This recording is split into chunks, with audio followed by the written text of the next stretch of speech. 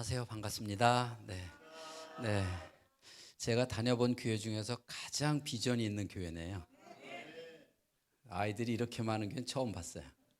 보석들이 줄줄이. 지난주 금요일 날은 강릉 성광교회 철야 집회를 갔었는데 주차장만 900대더라고요. 차 댈 수 있는 900대. 근데 거기 계신 하나님이 여기도 계세요. 근데 거기보다 여기가 뭔가 훨씬 비전이 있습니다. 네. 저는 광흥교회 장로입니다. 광명시에 있는 광흥교회 장로인데요. 저는 이제 뇌과학 박사지만 사실은 영재교육학 박사 같이 있어서 저는 이 뇌과학을 교육에다 접목을 시키기 위해서 뇌과학을 한 사람이에요. 그래서 이제 이게 뇌에서 집중력이 나오면 이렇게 드론을 띄우고 이제 이런 걸 해서 이제 이런 걸 가지고 치유를 하는 이런 센터를 하고 있는데요. 오늘은 우리가 이게 아이들이 보면 유아, 그다음에 초등, 그다음에 청소년, 그다음에 성인, 노인 이런 식으로 뇌는 다 민감기가 달라요. 사실은 이제 거기에 딱 맞는 강의를 하면 훨씬 좋겠지만 오늘 그렇게 할 수 없으니까 오늘 전체적인 개론을 하겠습니다. 목사님께서 오셔서 저한테 강의 부탁하실 때 제가 딱 그러니까 비전 있는 목사님인 것 같아요. 그래서 제가 순종하는 마음으로 이렇게 왔습니다. 그런데 항상 보면 주인공은 있어요. 우리 여러분 중에서 오늘 분명히 또 주인공이 한 분 계십니다. 그래서 항상 눈먼 자가 예수님 다닐 때 주인공이었었고 또 못만 자가 주인공이었듯이 여러분 오늘 주인공 되시기 바라겠습니다. 사람의 뇌는 정말 우리 뇌를 어떻게 만들면 행복한 뇌를 만들 수 있을까? 이게 제가 연구한 주제예요. 인간이 공부 잘하는 뇌도 중요하지만 정말 이 땅에서 살면서 행복한 두뇌를 만들 수 있을까? 그래서 제가 행복 바이러스 연구소입니다. 그런데 정말 행복한 뇌를 만들 수 있더라는 거예요. 근데 그 첫 번째 행복한 뇌를 만드는 첫 번째가 가정이에요. 그래서 저희가 또 특히 가정 중에서도 어릴 때 이제 이때가 가장 중요한데 지금 우리나라의 가장 위기가 뭐냐? 아이들의 출산율이 0.8이 안 되는 게 위기가 아니라 그 적은 아이들을 문제아로 키우는 게 더 큰 위기예요. 일당백이라고 한 명만 잘나서 정말 대단한 리더로 키우면 되는데 너무 적게 나는 것도 문제지만 그 아이들을 키우는 전문가 입장에서 볼 때는 너무 심각하다는 거예요. 이게 더 큰 문제예요. 그래서 저는 첫 번째 우리 현재 가장 우리가 잃어가고 있는 게 뭐냐라고 하는데 한국 사람들은 이 뇌를 연구해 보면요. 정말 우리는 축복받은 나라라는 걸 알 수 있어요. 왜냐하면 가까운 중국이나 일본 이런 나라보다 훨씬 머리가 좋고요. 더 나아가서 우리나라는 유대인보다도 IQ가 평균 6이 높아요. 다시 말해서 OECD 국가에서 가장 머리가 좋습니다. 그러니까 머리만 좋은 줄 알았더니 또 더 좋은 게 뭐냐면 통이 커요. 기가 세요. 이걸 끼가 있다는 거예요. 끼. 그래서 우리나라 사람들은요. 큰 나라는 일단 뒤에다가 놈자를 붙여요. 미국 놈, 일본 놈, 중국 놈, 소련 놈. 그렇죠? 근데 약한 나라는 절대 안 붙여요. 필리핀 사람, 말레이시아 사람, 인도 사람. 여러분 인도 놈, 필리핀 놈 그런 거 봤어요? 우리는 그런 끼를 주셨어요. 기를. 그리고 부지런해요. 우리나라 사람이 얼마나 부지런하냐면 이제 88 처음에 우리나라 올림픽 했잖아요. 그때 처음으로 이제 흑백과 칼라가 TV 넘어갈 때인데 처음으로 사람들이 그 TV를 통해서 와 세상이 넓다를 알고 저도 그 당시 이제 해외여행을 가고 싶었는데 비자를 안 내줘요. 미국에서 특히. 그래서 비자 내는 브로커도 막 생겼었어요. 그러다가 90년대 단체 비자를 내줬어요. 그래서 우리나라 아줌마들이 처음으로 50명씩 떼지어서 미국을 가요. 근데 한국 관광객이 딱 들어가는 그 관광지에는 식당마다 공통적으로 써붙여 놓은 글이 뭐냐면 한국 관광객 음식값 30% DC예요. 그러다가 그 다음에 경쟁 붙어서 40% DC예요. 근데 거기에 보면 유일하게 한국 관광객만. 왜 그런 줄 아세요? 한국 아줌마들이 50명씩 떼지어 들어와서 스테이크를 20분 만에 먹고 뛰어나간대요. 2시간도 아니고 20분이에요. 저 50명이. 더 놀라운 사실은 마지막 한 조가리는 입에 넣고 씹으면서 막 쫓아간대요. 어떻게 안 빼주냐고요. 그리고 정이 많아요. 그래서 우리는 옛날에 떡하면 온 동네 나눠 먹었어요. 그 더치프레이라는 게 젊은 층에서 요즘에 유행이지만 저희 때만 해도 누가 한 사람이 냈지 이런 게 없었어요. 그리고 너무 잘 믿어서 대문을 다 열어놓고 살았던 성경적으로 딱 맞는 뇌를 가지고 타고났어요. 그래서 우리나라는 뭘 잘하냐면 인장근육, 즉 머리하고 손하고 가장 시냅스가 많이 연결되어 있거든요. 그 손기술.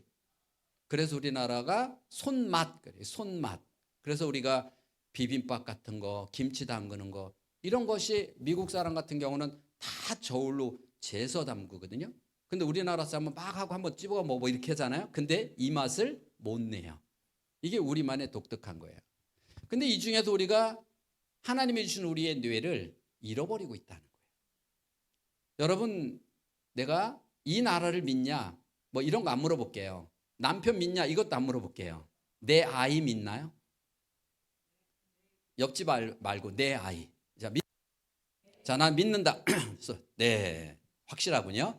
그래서 아이가 결혼하면 재산 전부 등기해 줄 거죠? 왜 갑자기 믿는다면 싹 바꿔요? 너무했다 진짜. 저는 저희 아이 안 믿어요. 내가 왜 집 하나 있는 거를 자식을 못 주느냐? 주는 순간 분명히 나 양로원 보내버릴 거예요. 제가 집 하나 있는 거 아들한테 등기해놔도 죽을 때까지 내 돈처럼 갖다 쓰고 남는 건 너 가져. 아들이 알았습니다 아버님 그럼 주는데 그 믿음이 없어요. 자, 그러면 내가 난 내 뱃속으로는 내 아이도 못 믿는데 어떻게 이웃을 믿고 어떻게 국가를 믿고 우리나라는 믿음이 없는 나라예요. 저 어릴 때는요 교회에서 교사할 때는요 정말 북만 치고 노래하면서 풍선 몇 개만 갖고 동네 한 바퀴 돌면 애들 30명씩 건져다 놨어요. 부흥회 하면요 그냥 자리가 없어서 여기까지 다 와서 앉았어요. 동네 다 왔어요. 어느 때? 믿음이 있을 때. 그런데 우리나라 사람은 타고나기를 믿음이 있어요. 저희 아버님은 20에 결혼하셨어요. 20이면은 제가 지금 큰아들이 38인데 아직도 보면 철딱서니가 없어요. 근데 저희 아버지는 20살 때 저희 할아버지가 봤으면 얼마나 어렵겠어요. 그런데 20살밖에 안 된 저희 아버지에게 저희 할아버지는 재산을 다 줬대는 거예요. 그때 동생들이 또 6이나 있었어요. 동생 중에서도 누구도 형을 못 믿고 형, 내 거 빨리 공증서 이런 동생이 없었어요. 형을 아버지처럼 믿고 따랐어요. 그리고 부모가 자식을 100% 믿었어요. 배움은 없었지만 이게 우리 부모님 시대예요. 그런데 우리 아버님은 어떤 생각이냐면 이 시대 분들이 나는 이렇게 살았지만 자식 새끼만큼은 더 사람답게 살게 해야지. 그래서 당신들은 입을 거 먹을 거 아껴가면서 한양으로 올려보내서 공부시킨 세대가 60대, 그 앞세대가 60대 전후. 뭐 만들려고요? 사람다운 사람이요. 그러면 사람다운 사람이 과연 뭘까요? 어떤 사람이 사람다운 사람일까요? 부모님께 효도하는 사람, 형제지간에 우애 있게 지내는 사람, 떡 하나라도 나눠 먹을 수 있는 사람. 그리고 우리 부모님은 농사지어서 살았으니까 너는 깔끔한 직장생활 했으면 좋겠다. 이런 소박한 꿈을 가지고 한양으로 올려보낸 거예요. 제가 부모 입장 보니까 그럴 것 같아요. 여러분 그렇지 않겠어요? 맞죠? 그럼 저한테 아들이 둘이 있다고 가정해 보세요. 큰아들은 사람다운 사람 만들려고 한양으로 보냈어요. 둘째는 너무나 형편이 어려워서 농사지어서 형 뒷바라지했어요. 나중에 형이 대학 나오고 좋은 데 취직했어요. 어느 날 보니까 누가 부모 모시고 효도하면서 사람처럼 살았을까요? 어떻게 하세요? 강의도 안 듣고? 사람다운 사람 만들려고 한양으로 보냈더니 가만히 서 있는 동생만도 못한 놈이 돼 있더라는 거예요. 맞죠? 공부를 하는 놈은 많이 시키면 많이 시킬수록 가지 없는 놈이 돼요. 그러니까 내일부터 학교 보낸다 안 보낸다? 공부가 나쁜 것이 아니라 어떻게가 잘못됐어요. 가장 잘못된 게 뭘까요? 라고 하는 거예요. 저는 저희 고향은 지금 세종시가 이제 유명해졌잖아요. 근데 그 세종시가 저희 고향인데 그 당시만 해도 서면이라고 하는 읍내에서 4km. 근데 그때는 키로를 잘 안 되니까 어른들이 십리라고 그랬어요. 10리 정도 읍내에서 들어가 있는 곳에 저희 마을이 있었어요. 홍가들이 사는 마을이 있어요. 그러니까 거기서 꽤 사람들이 많아서 저희 동창들이 1학년들이 8명이에요. 그 중에 학교를 더 많이 있는데 여자들은 또 안 보내서 여자 하나에다가 남자 7이 이제 학교를 가는 거예요. 심리길을. 그러니까 저희 어머니가 1학년 갈 때 되니까 저희가 마을 중에서 제일 면사무소 옆에 끝길이에요. 그러니까 형들이 다 동네 다니면서 애들 모으는 거예요. 그래서 이제 7명 다 모아서 저희 집에 왔어요. 그러니까 저희 어머니가 형들한테 부탁을 하는 거예요. 니들 동생 잘 데려갔다 와라. 근데 그때 내 생각에도 한 30명 되는 것 같아요. 형들까지 합쳐서. 근데 형들이 우리를 데려가다가 마을 어귀 딱 벗어나니까 엄청 빠르게 뛰는 거예요. 저희는 막 놀래서 울면서 막 뒤를 달려간 거예요. 알고 봤더니 전통이에요. 자기들 당한 거야. 전 1학년 때 학교 다닌 기억은요, 울면서 달려댕긴 기억밖에 없어요. 그런데 우리 8명 중에 친구 하나는 안 달려가요. 왜? 아버지가 자전거로 태워다 줘요. 아버지가 자전거로 태우고 가요. 그리고 그때는 장날이에 5일장, 조천에 5일장이 있었어요. 저희들도 5일장이 딱 되면 그 친구하고 친하려고 엄청 잘해요. 왜? 그래야 걔가 알사탕 먹다가 너 한번 빨아먹고 너 한번 거기서 빠질까 봐 엄청 잘하는 거예요. 그러다가 걔 책가방 들어다 주면요, 걔가 끔 씹다가 줘요.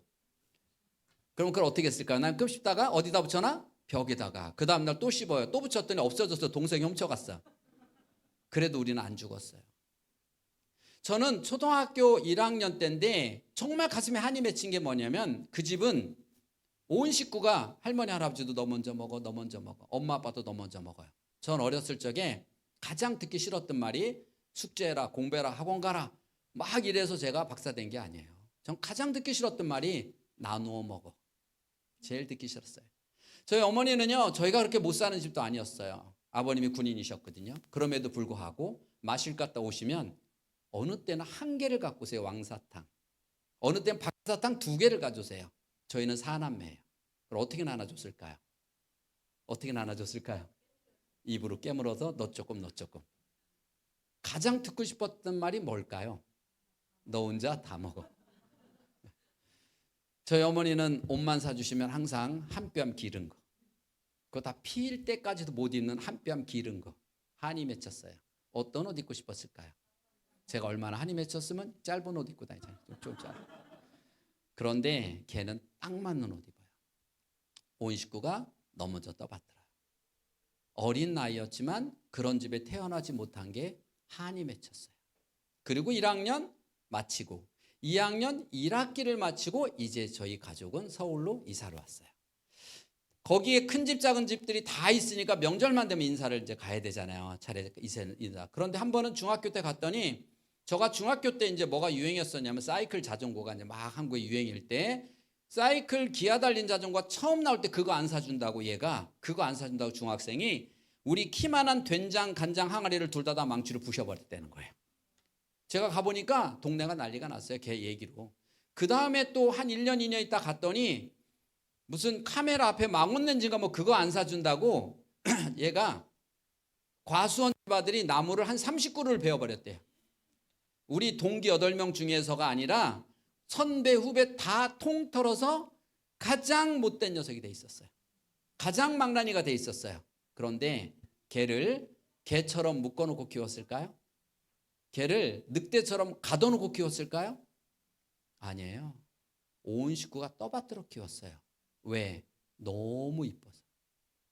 자식은 너무 이뻐서 망가뜨리는 거예요. 그래서 할머니가 키우면, 할머니 할아버지가 키우면 100% 망가뜨려요. 왜? 너무 이뻐서. 너무 이뻐서. 제가 자녀 교육하면서, 저도 임상센터를 하면서 아이들을 유치원하면서 엄마들 이렇게 들여다보면요, 10가정 중에 8가정은 아이들을 6대 독자처럼 키워요. 다시 말해서 어떤 애를 키워? 집안 말아 먹을 녀석들을 키우고 있는 거예요. 이거는 진리예요. 빨리 갖다 버리세요. 아니면 애가 나중에 커서요, 어머니 저하고 미국 여행 한번 가시죠. 절대 따라가지 마세요. 그게 한국 마지막입니다.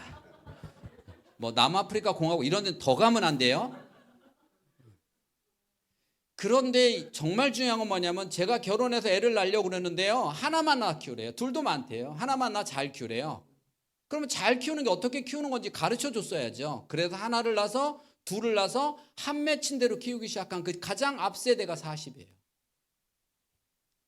그래서 그 사람들부터 그 다음 이 문제적으로 보면 뭐가 부족하느냐?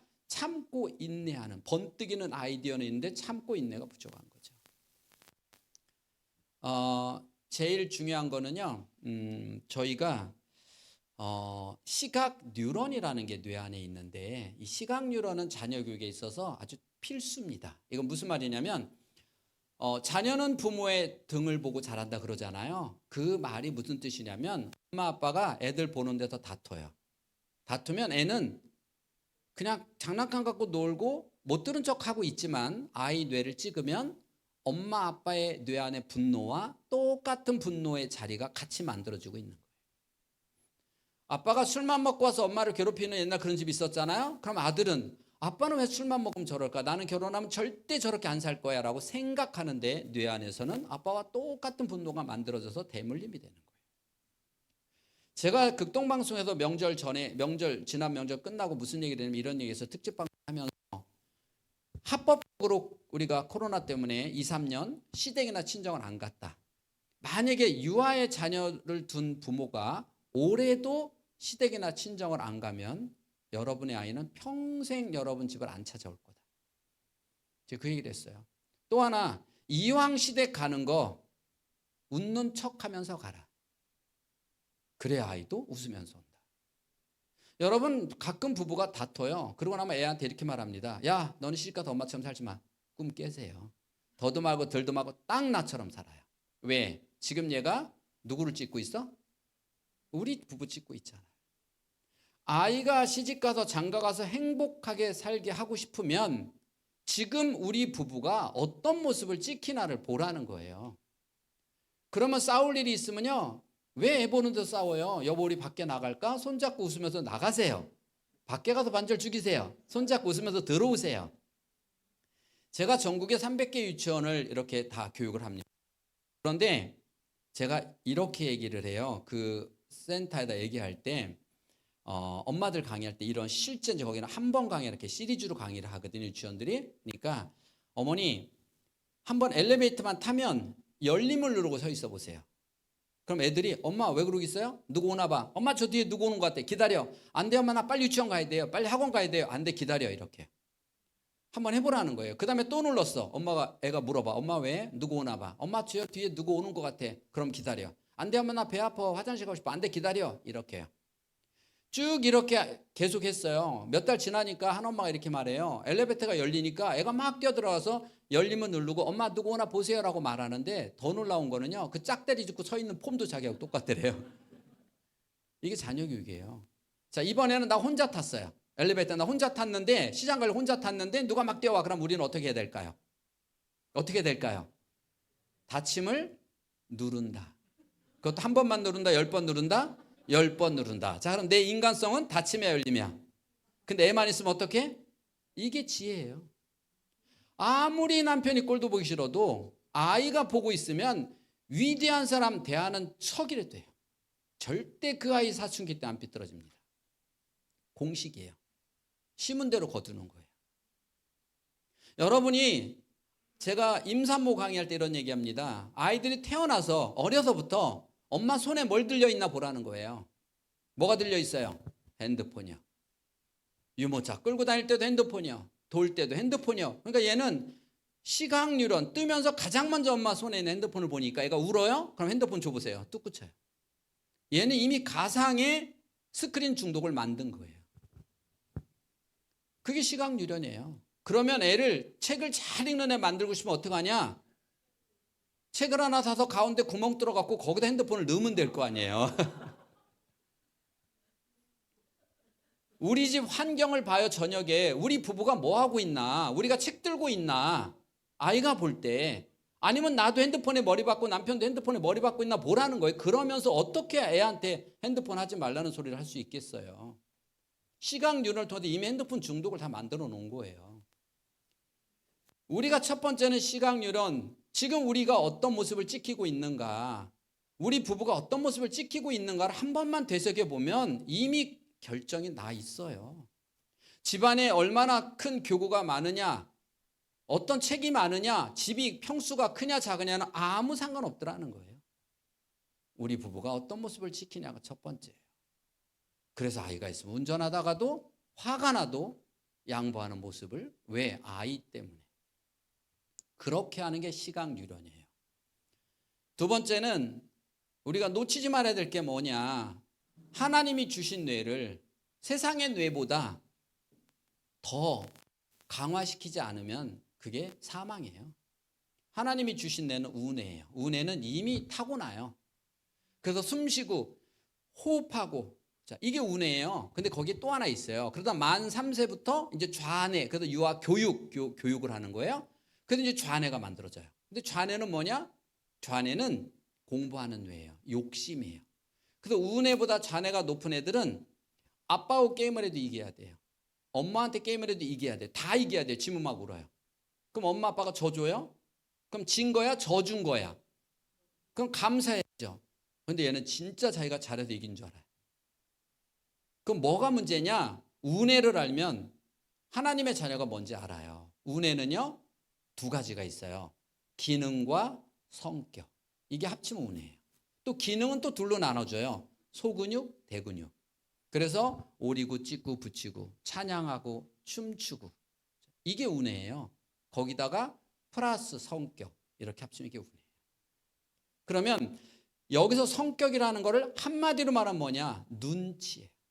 그러니까 성격은 눈치 올라가는 교육이에요. 눈치가 얼마나 중요하냐고요? 자, 이렇게 앞에 4명이 직장 입사 동기예요. 점심 먹고 나면 4명이 만나서 자판기에서 200원씩 넣고 커피 하나 먹으면서 오전에 있었던 이야기들 나눠요.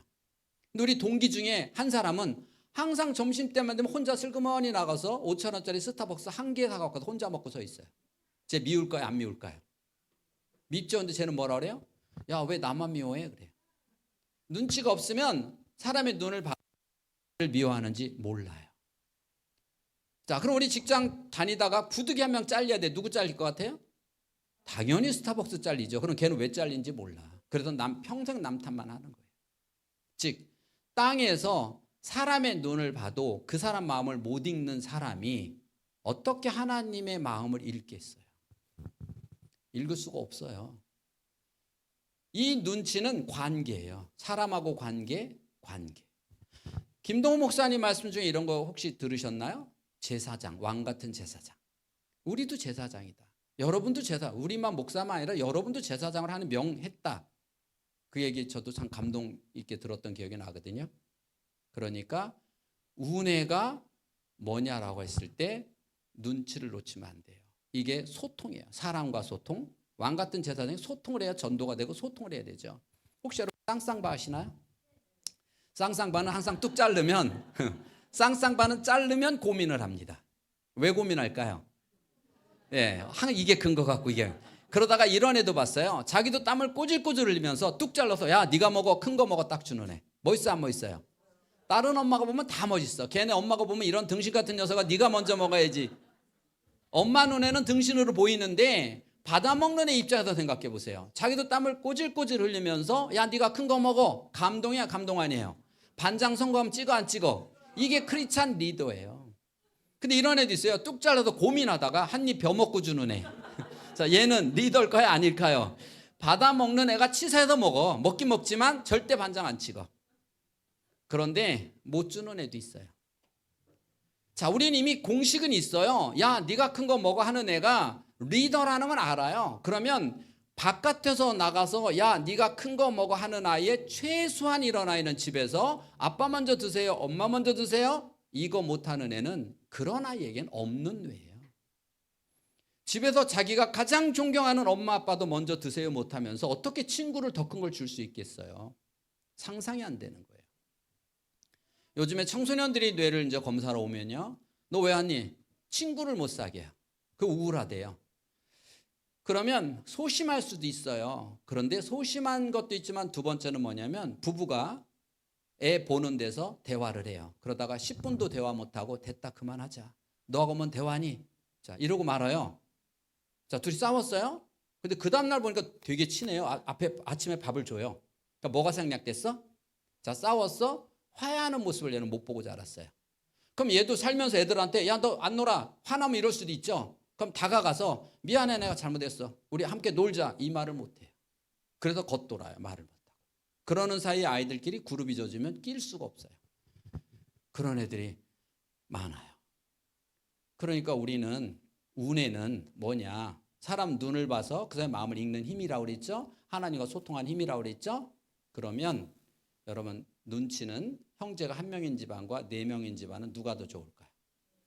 다시 말해서 눈치는 눈을 볼 때 좋아지는 거예요. 그래서 유아교육은 영역별 놀이 수업이에요. 왜? 가장 눈치가 왕성하게 발달되는 시기이기 때문에 놀으라는 거예요. 놀 땐 눈을 봐야 되잖아요. 근데 뇌를 모르는 유치원은 어떻게 돼요? 교구가 너무 많아서 각자 장난감 갖고 혼자 놀아요. 그래서 아이들이 눈치 없는 애들이 되는 거예요. 집에서도 마찬가지예요. 아이를 정말 이 아이를 제대로 키우려면 엄마가 내가 무엇을 도와줄까를 끊임없이 보지 말고 아이가 엄마 아빠 무엇을 도울까를 끊임없이 시키는 아이가 위대한 아이가 되는 거예요. 제가 1학년 아이들 수업을 하는데요. 1학년 아이들에게 들어오자마자 조건이 있어요. 엄마가 한 달에 한 번씩 교육을 받아야 되고요. 그 다음에 아이는요 어떻게 해야 되냐면 이제 철저하게 집에서 일주일에 3번씩 부모님 돕는 거를 찍어서 보내야 돼요. 그런데 작년에 3월달에 입학한 남자아이가 좀 약간 개구진 아이인데 걔가 이제 10월달 됐는데 계속해서 엄마가 야 박사님한테 보내야 되니까 빨리 엄마 도와. 그리고 찍는 거예요. 찍어서 보내면 공부하기 전에 수업하기 전에 어떻게 도왔는지를 발표하고 수업을 하는 거예요. 그중에 하나 자기가 한 거 제가 출력해주면 그중에 하나 발표하고 수업해요. 이렇게 해서 10월달쯤 됐는데 그 엄마가 톡이 왔어요. 애가 화장실 가서 안 나와서 꼼지락거리고 안 나오더래요. 빨리 씻고 자야 되는데 그래서 어머니가 문을 확 열어봤더니 빨간 고무장갑을 끼고 변기를 닦고 앉아있더래요. 변기를. 감동을 받은 거예요. 지금까지는 시켜서 했는데 이제 지나니까 시키지 않아도 하더라는 거예요. 시키지 않아도 하더라는 거예요. 그게 뇌예요. 이렇게 바뀌는 거예요. 그럼 얘는 제가 그랬죠. 이제 얘는 어떤 애나도 먹고 살아요. 왜? 눈치가 있잖아요. 철저하게 눈치가 있잖아요. 자, 이런 아이를 만들어야 돼요.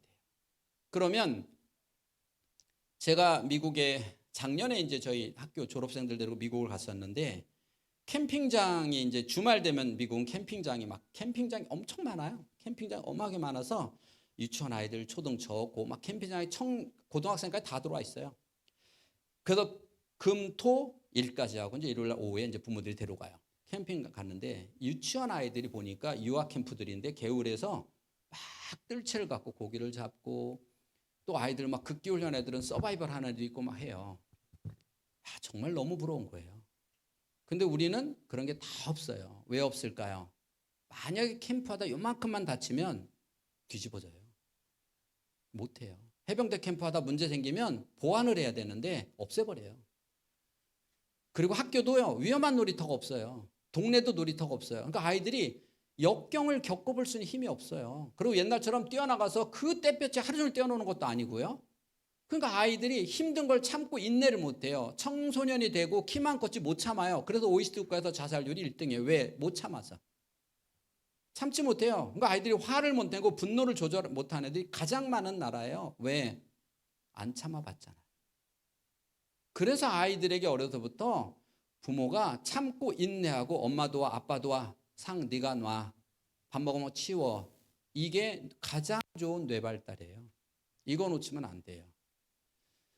두 번째는 우리가 인간에게 뇌를 보면 큰 단점이 여러 가지가 있어서 사람은 되게 단점이 많은데 그중에 가장 큰 단점이 뭐냐 그러면 다른 사람은 잘 보는데 나는 못 봐요. 그러니까 내가 여기 있는 여러분들의 눈에 있는 티끌은 크게 볼 수 있는데 내 눈에 있는 들보는 못 봐요. 그래서 우리는 여기 넷이 친한 분들이 그렇게 친한 척하지만 하나 없어봐요. 그 사람 죽는 날이야. 절대 빠지지 마요. 몸에 끝 그날 죽는 날이에요. 이게 인간이에요. 왜? 단점만 보이거든요. 그럼 여러분 남편 딱 보면 남편의 장점이 보여요? 단점이 보여요? 장점이 보인다. 환자예요. 지금 무슨 결혼 몇 년 장점이야. 자, 아이를 보면 잔소리가 나와요? 칭찬이 나와요?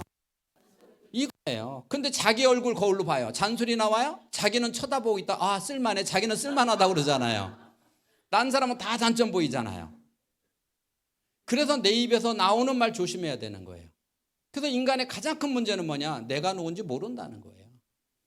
그러면 내가 얼마나 우리 집안을, 우리 아이를 망가뜨리는 엄마인지는 알아야죠. 1학년 아이들에게 한번 물어보세요. 여기 있는 똑같아. 여기도 교회 1학년에서 물어보세요. 엄마 하면 생각나는 거 말해봐. 잔소리요. 소리 질러요. 화만 나면 때려요. 우리 엄마 화만. 이게 다예요, 애들한테. 근데 엄마한테 물어봤어요. 저 애 너무 사랑해요. 이거 누구 생각이야?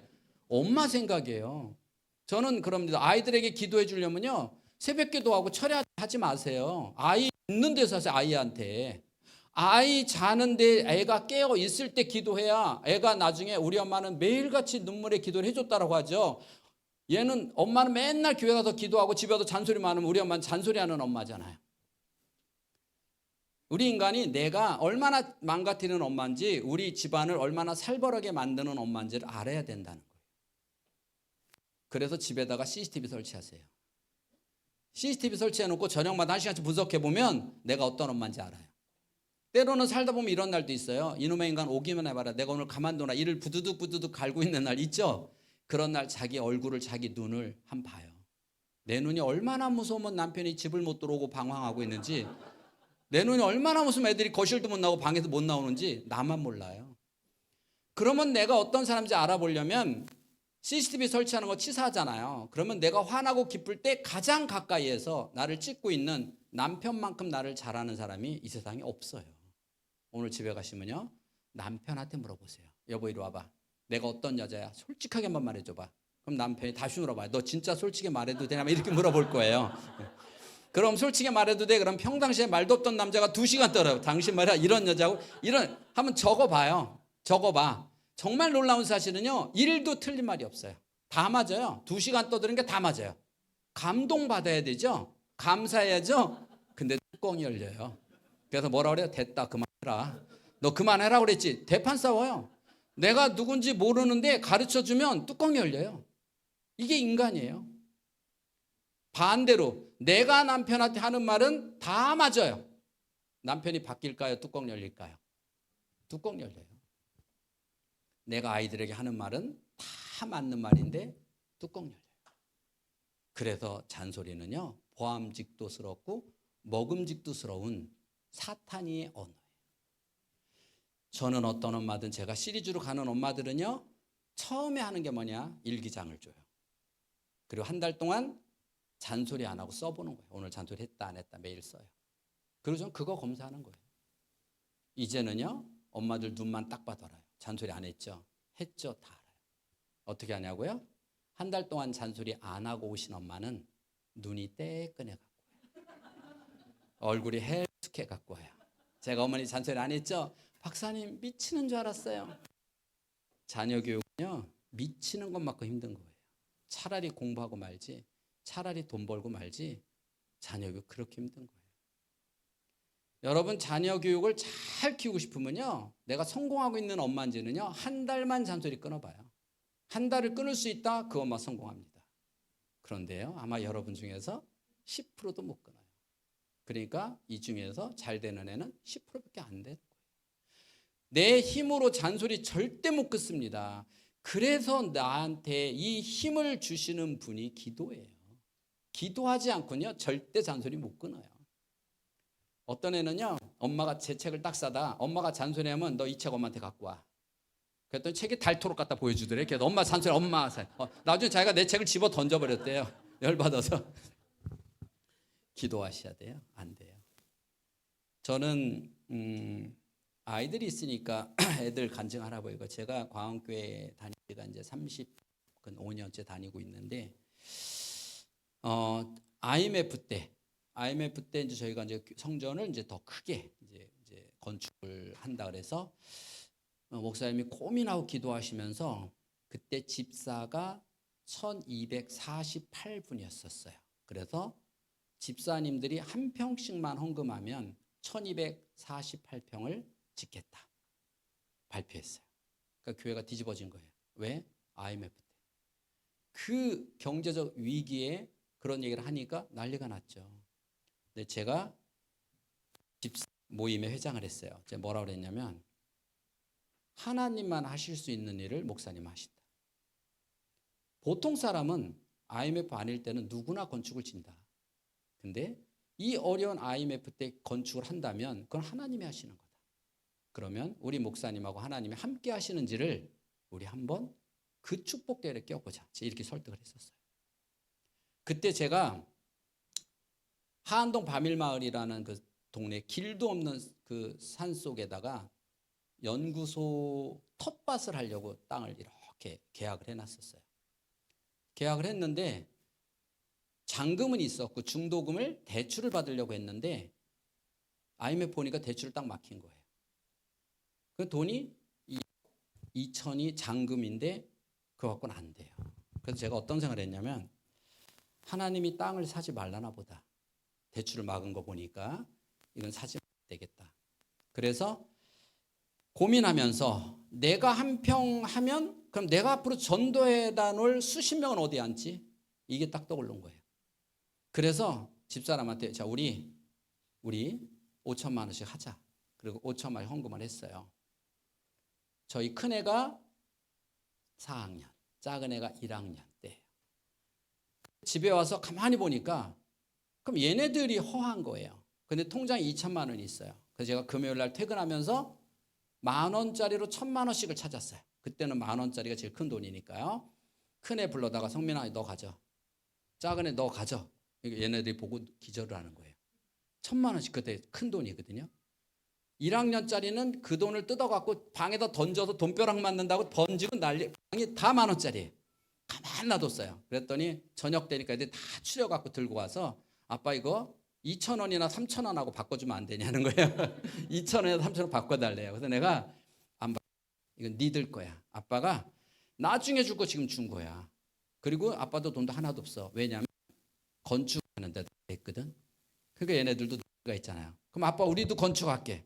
알았어. 그럼 네가 들고 목사님한테 가. 큰 녀석 작은 녀석이 까만 비닐봉지에 녀석을 끌어안고 사택으로 보냈어요.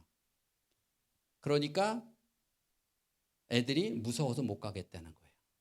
그래서 하나님이 지켜주실 거야. 가. 그래 놓고 제가 몰래 따라갔죠. 그 사택으로 간 거 보고 제가 전화했어요. 목사님, 이 돈은 제 돈이 아니라 미리 제가 아이들에게 준 거예요. 아이들이 자기 돈 드리는 거니까 목사님 우리 아들 둘에게 아브라함에게 주셨던 야곱에게 주셨던 요셉에게 좀 그 축복을 주세요. 제가 그렇게 기도했어요. 그래서 저희 아들 둘은 이제 좀 걱정 안 해요. 그냥 맡겨놨어요. 네, 그래서 내년이 이제 큰 놈이 내년에 결혼이에요. 내년에 결혼인데 아주 믿음 좋은 집안에 그 고모부도 목사고 할머니 할아버지가 교회를 건축하신 장로님이세요.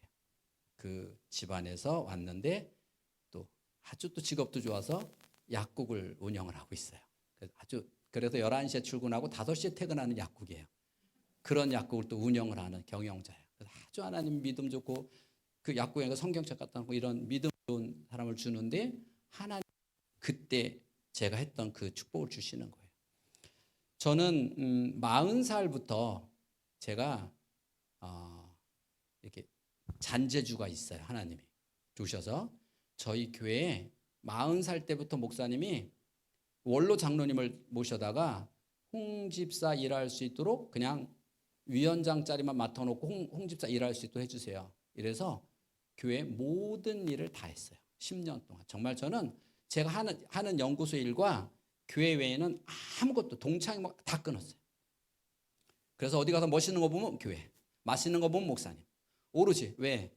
제가 39에 새벽기도를 갔는데 새벽기도 가 있다가 기도가 일찍 끝나잖아요. 어느 때는 오려고 보니까 항상 당회장 목사님 옆에 기도를 하시니까 제가 못 일어나는 거예요. 근데 한번 이때도 기도를 끝났는데 그냥 형식적으로 기도를 했어요. 끝나고 보니까 담임 목사님 옆에 앉아 있으니까 못 나오고 계속 있다가 담임 목사님은 어떤 기도하실까가 궁금한 거예요. 제가 39에. 그래서 담임 목사님 옆에 살살 가봤어요. 어떤 기도하시나. 그랬더니요. 어떤 장로님 막 이름 부르면서 축복하고 막 이런 기도할 때 제가 어떤 생각을 했냐면 내가 반드시 10년 뒤에 우리 목사님 새벽기도 무릎 꿇으시면 10손가락 안에 들어가야지. 그때부터 제가 인생의 목표가 우리 목사님 10번째 손가락에 들어가는 게 제 기도 목표였어요. 그러니까 제가 얼마나 열심히 했으며 무슨 일을 하다가 돈이 없으면 제 돈 다 갖다 했어요. 자, 10년을 했어요. 39부터 49을 했는데 안 기쁜 거예요. 정말 행복해야 되잖아요. 이제 10년을 했고 앞으로 50을 어떻게 살아야 될까? 근데 기쁘기는커녕 하나도 마음에 평화가 없어요. 그래서 기도원을 들어갔어요. 금식해야지. 문제가 있다. 원인을 모르니까. 그래서 일주일 금식하기로 하고 월요일 날 오전에 다 일 봐놓고 오후에 들어갔어요. 저녁 먹고. 들어가서 저희 기도원에 이제 들어가서 씻고 내일 이제 금식해야지. 그리고 저녁에 씻고 잠깐 기도하려고 하면 보통 응답은 마지막 날 주시잖아요. 첫날. 그것도 금식도 안 하고 저녁 먹고 들어가서 그날 딱 기도하는데 하나님이 딱 어떤 음성을 주셨냐면 나는 네가 일한 거 한 번도 받아본 적이 없다. 바로 이거예요. 그러면서 그동안 저한테 상처받은 사람 얼굴이 100명도 더 치고 지나가는 거예요. 정말 너무너무 제가 억울하고 너무너무 죄송하고 응답 받았으니까 내려와야 될 거 아니에요. 못 내려왔어요. 왜? 제가 일하면서 그 수많은 사람들에게 상처를 주었는데요. 저는 내 모든 10년의 인생을 바쳤잖아요. 돈도 정말 많은 돈을 제가 썼어요. 제가 이 돈과 이 열정을 광명시에 가서 했으면 저 시장 거의 됐을 거예요. 근데 여기서 했는데 하나님이 1도 안 받으셨대요. 얼마나 억울해요. 또 하나는 목사님이 일을 시켜놓으면 분명히 일을 시켜놓으면 계속 불협화음이 있었어요. 장로님 무슨 말하면 장로님 안 도와줄 것 같으면 빠지세요. 제가 알아서 합니다. 이런 식으로. 일을 했으니까 그런데 한 번도 목사님 저를 불러다가 야 너는 어떻게 일만 시키면 난리니 이렇게 안 하셨어요. 잘한다고. 그러니까 내려가서 목사님 얼굴을 뵐 생각을 하니까 볼 수가 없는 거예요. 볼 수가 없어요. 그래서 일주일을 회개기도와 이 때문에 일주일을 채우고 내려와서 그 다음 내가 첫 마디가 뭐였냐면 오늘도 저희 색소폰 선교단들이 이제 야외를 갔는데 제가 오전에 잠깐 거기 들렸다 왔는데 제가 그때도 색소폰 선교 연장을 했어요. 행사가 많아요. 앞으로는 하나님이 받으시지 않는 곳에 나는 이론도 안 쓴다. 내 시간 1분도 허비하지 않는다. 여러분 나처럼 미련하게 하나님이 받지도 않는 일 하지 마라. 나는 이 10년을 정말 되돌리고 싶다. 나같이 미련한 신앙생활 하지 말아라. 내가 지금 그 얘기만 하면서 지금까지도 늘 제가 신년 첫 해 장로로서 맡은 부서마다 얘기할 때는 딱 이 얘기예요. 나같이 미련한 거, 난 그 10년이 너무 아깝다. 되돌릴 수만 있다면 가장 인생을 되돌리고 싶은 게 바로 그 10년이다. 나처럼. 만약에 뭐 하다 화나면 나는 여러분 다투는 모습 보이면 나는 그 어떠한 행사든 하루가 남든 이틀 남든 그 행사 안 한다. 왜? 하나님이 안 받는 이미 안 받으시는데 뭐 하라냐는 거예요. 여러분 마찬가지예요. 내가 화가 나면 그냥 조용히 기도하셔야 돼요. 그걸 억지로 하면 하나님 안 받으세요. 저처럼 미련한 신앙생활 하지 마세요. 그리고 나서 제가 50부터 그때 비로소 제가 성령을 청년 때 체험을 하고는 처음으로 제가 저를 아는 거예요. 우리가 영적으로 나를 아는 거는요. 아까처럼 남편한테 물어봐서 아는 것도 있지만 영적으로 나를 알 때가 제가 청년 때 저희 때는요. 산기도를 그렇게 올라다녔어요. 아멘 기도, 뭐 할렐루야 기도. 금요일만 되면 토요일 날 근무하는데도 불구하고 산기도를 가는 거예요. 그때 아마 제가 청년 때 우리 제 담임 저희 담당 목사가 목사님처럼 좀 젊으셨어요. 그리고 열정이 있어서 저희들을 데리고 매일 산에 가는 거예요. 금요일마다. 그럼 금요일마다 산에 가서 가는데 목사님이 이제 어느 날 교육을 하세요. 기도하면 먼저 회개 기도해라. 그리고 네가 기도하는 거야 이렇게. 근데 회개 기도 먼저 하려고 보면 할 게 있어야죠. 제가 그날 도둑질도 안 했죠. 욕도 안 했죠. 싸움도 안 했죠. 무슨 회개 기도를 해요. 그러니까 회개 기도 할 게 없으니까 그냥 중언부언 기도를 하는데 왜 갔냐면 그냥 그 청년들 모임이 좋아서 갔던 것 같아요. 하루도 안 빼놓고 갔어요. 근데 하루는 제가 그날도 그냥 중언부언 하고 앉아 있는데 갑자기요. 제가 성령을 딱 받은 거예요. 정신 차리고 나서 보니까요. 사람들이 다 나만 쳐다보고 있는데 머리에도 다 낙엽이 다 묻었어요. 가을이었었거든요. 온 몸에 그러니까 제가 아마 떼굴떼굴 굴러가면서 기도한 거예요. 그것도 서너 시간을요. 그리고 나서 내려오는데도 눈물이 안 멈춰서 토요일 날 교회 다 문 닫아 있는데도 그 키를 열고 들어가서 아침까지 눈물 흘리고 있었어요. 유일하게 그 5-6시간 동안 한 기도는 딱 하나, 회개 기도. 다른 거 안 했어요. 내가 얼마나 큰 죄인인지를 처음으로 저를 알았던 거예요. 그럼에도 불구하고 제가 신앙생활은 엉망으로 했던 거예요. 그러면서 50이 되던 해에 하나님 이제 정말 주님 이렇게 일할게요. 그리고요 하나님 돈 주세요. 왜? 전 그걸 꼭 붙였어요. 하나님, 저가 이렇게 구체적으로 아들이 아버지한테 청구하듯이 구체적으로 해서 전 청구를 했어요. 그 대신 하나님, 내가 이 돈을 주셔서 제가 교만할 것 같으면 아직 주지 마세요. 하나님, 뭐를 주세요? 이렇게 구체적으로 기도하면 이제 제가 하나님께 맡긴 거예요. 그전에는요, 하나님, 제 일을 다 주님께 맡깁니다. 뭘 맡겨요? 제가 똑똑한 척하고 다 했죠. 그때 하나님이 방송이라는 걸 통해서 저를 들으신 거예요. 그 당시만 해도 방송이 3, 4밖에 없어서요. 계속 방송 나가니까 길거리 간 사람이 다 알아봐요. 그때 저는 두려웠어요. 제가 박사 공부하고 10년, 20년 만에 이렇게 어떤 위치에 올라간 게 아니라 갑자기 오늘 하나님이 이렇게 들어놓으니까 언제든 하나님이 이걸 놓으면 저는 제 자리로 떨어지잖아요. 아, 이거 교만하면 안 되겠다. 제 지갑에 가장 열면 명함 놓는 데다가 청직이 써놨어요. 하나님이 맡긴 돈이기 때문에 물어보고 써야지. 하나님, 이번에 차 하나 사도 될까요? 그 차 때문에 교만할 것 같으면 안 살게요. 그렇게 하나 1원까지 하나도 하나님께 보고하는. 왜? 10의 1조가 하나님 건 줄 알았더니 나머지도 제게 아니더라는 거예요. 제 건강도 제게 아니더라는 거예요. 우리 인간의 뇌를 공부하다 보면요, 사람의 뇌가 좌뇌와 우뇌로 나눠져 있어요. 왜 하나님은 하나로 만들면 될 걸, 그래서 그냥 나쁜 짓 못하도록 딱 코드를 만들면 될 걸 왜 나쁜 짓 하게 만들었을까? 하나님은 선택의 자유를 주셨어요. 그래서 좌뇌형 인간이 있고 우뇌형 인간이 있고, 우리 손이 오른손잡이 왼손 인잡이가 있듯이 뇌도 그래요. 그럼 좌뇌적인 사람은 누구냐? 반듯해야 돼요. 2,000원을 빌렸는데 깜빡 잊고 못 갚았어. 잠이 안 와. 이건 좌뇌예요. 2만 원을 빌려주고도 잊어버렸다. 이건 우뇌예요. 정리정돈이 잘 안 돼요. 목사님이 지나가다가 신방을 갔어요. 그냥 신방 갔어. 그런데도 깔끔해. 이건 좌뇌예요. 신방 간다고 하고 갔는데 집안이 정신이 하나도 없어. 이거 우뇌예요. 근데 정신이 하나도 없는데 뭘 잘 찾아와요. 왜? 공간 지각 능력이 뛰어나요. 어떤 분이 저한테 질문을 해요. 박사님, 저는 무슨 뇌여서 왜요? 그랬더니 저희 집은요, 정신이 하나도 없는데 잘 찾지도 못해요. 그건 저 나간 뇌예요. 반듯해야 되고 시간관념 철저하고 돈 관계 정확하고, 이건 좌뇌예요. 자, 내 말 들어보니까 검사 안 해도 나는 약간 좌뇌 기질이 있는 것 같다면 손 들어보세요. 나는 들어보니까 우뇌 기질이 있다면 손 들어보세요. 좌뇌는요, 단점이 뭔지 아세요? 고집이 세요. 고지식해요. 완벽한데 고지식해요. 자, 그럼 내가 좌뇌야. 완벽한데 고지식해. 결혼했는데 우리 남편은 더 좌뇌야. 더 고집세고 더 완벽해. 자, 이렇게 만났어. 행복할까요? 불행할까요? 어떨 것 같아요? 행복할까요? 불행할까요? 이게 가장 행복한 부부예요.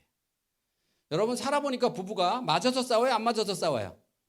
이 집은 얼마나 잘 맞아요? 부인이 빗자루 잡아 남자 걸레 갖고 3시간 닦고 다녀요. 안 싸워요. 둘이 앉아서 수건 게 30cm 작아갖고 둘이 제면석이에요. 1시간 만에 수건 7장씩 깨놓고 앉아있어. 남들이 볼 땐 깝깝하지만 두 사람은 정말 행복해요. 근데 하나님은 왜 우리 인간을 이렇게 못 만나게 했을까요? 이게 가장 큰 축복이에요. 여러분 중에서 나는 우리 아이가 이 다음에 커서 더도 말고 덜도 말고 나 같은 인생 살았으면 좋겠어요? 있어요? 아니면 나보다 난 삶을 살았으면 좋겠어요? 나보다는 난. 내가 고집이 세. 우리 남편 더 세. 이 집에서 누가 태어날까요?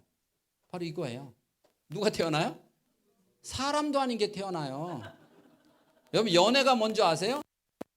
연애는요, 나하고 가장 성격이 안 맞는 남자 찾아다니는 게 연애예요. 마음이 여리면 강한 사람, 소극적이면 적극적인 사람, 내가 느긋하면 빠른 사람, 돈을 못 쓰면 펑펑펑 쓰는 사람, 말르면 찐 사람, 작으면 큰 사람. 이 세상에 나하고 가장 성격이 안 맞는 남자가 나타나면 뇌에서 이상 호르몬이 나와요. 그걸 우리는 맛이 같다 그러는 거예요. 그래서 여러분 시집 가신 거예요. 한번 생각해 봐요. 여러분, 아가씨 때 나 좋다고 따라다니는 놈들이 지금 있지 않았나요? 없었어요? 있었죠? 그 남자 중에서 지금 남편은 직업이 없었어요. 그럼 직업이 없으면 집안이라도 좋으면 괜찮잖아요. 근데 집안도 엉망이에요. 그러면 학벌이라도 좋으면 비전이 있잖아요. 근데 학벌도 없어요. 그럼 인물이라도 좀 좋아야 하는데 인물도 없어요. 자, 장가 갈 조건이 있어 없어? 장가 가 못 가? 아유, 내가 가줘야 되겠다. 자, 그러고 갔나요? 그 많은 남자 중에서 고르고 정말 얼마나 고르고 고민하고 해서 선택한 남편이 지금 남자잖아요. 맞죠? 근데 생각해봐요. 눈 감고 찍어도 그놈보다 찍었어. 왜? 한 개도 안 맞죠. 부부는 맞아. 부부가 와서요, 박사님 안 통해요. 그게 복이야. 내 장점과 너의 장점을 아이에게 주고 해서 이게 자녀의 복이에요. 이게 자녀의 복이에요. 그러니까 내 장점과 네 장점과 아내에다 주기 위해서 이렇게 축복이에요. 그런데 왜 어떤 집은 애가 잘 크고 못 키웠냐? 뻔하죠. 어떤 집은 부모가 위대하지도 않은데 애를 너무 잘 키웠어요. 어려서부터 너네 아빠 봐. 괜찮지? 너네 엄마 봐. 서로를 좋은 점을 칭찬했어요. 어떤 집은 이름만 대도 다 유명한 사람인데 자식이 엉망이야. 그 집은 이미 안 받아요. 어려서부터 서로의 단점을 지적한 거예요.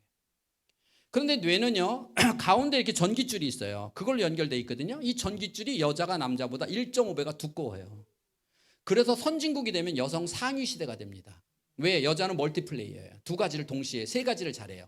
여자들은 멀리 앉아 있어 보세요. 남자들은 보면 커피숍에 여자가 4명 앉아 있다. 멀리서 보세요. 4명 입이 다 움직여요. 남자는 10명이 앉아 있다. 1명만 움직여요. 여자는요, 동시에 여러 가지를 잘해요. 저희 아내도요, 가끔 저희 아내 차 타잖아요. 운전하면서 눈을 발라요. 운전하면서 눈을 발라요. 이거 소름 끼치는 거죠.